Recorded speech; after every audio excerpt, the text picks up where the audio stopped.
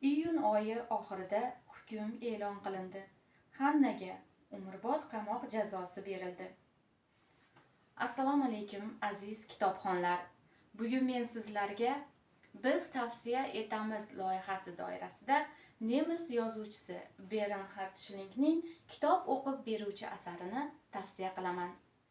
Asar 1995-yilda chop etilgan va asli kasbi huquqshunos bo'lgan muallifga katta muvaffaqiyat, olamshumul shuhrat olib kelgan.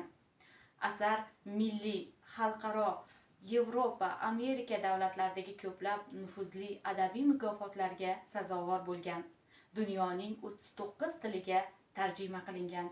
Ushbu kitobni o'zbek kitobxonlariga Mirzali Akbarov nemis tilidan o'zbek tiliga tarjima qilgan. Asar kichik hajmli bo'lsa-da, chuqur mazmunga ega.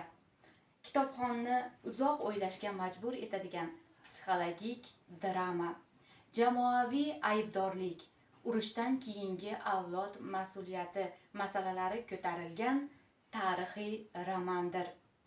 Asarda shuningdek, jinoyat, o'tmish, unga bo'lgan munosabat mavzulari Hanna va Mixail sevgisi mavzusi atrofida birlashtirilib, yuksak mahorat bilan tasvirlangan. Asar 2024-yilda Toshkentda Yangi asr avlodi nashriyotida chop etilgan. 160 betdan iborat. Dunyo bestsellerini sizga ham o'qishni tavsiya qilamiz.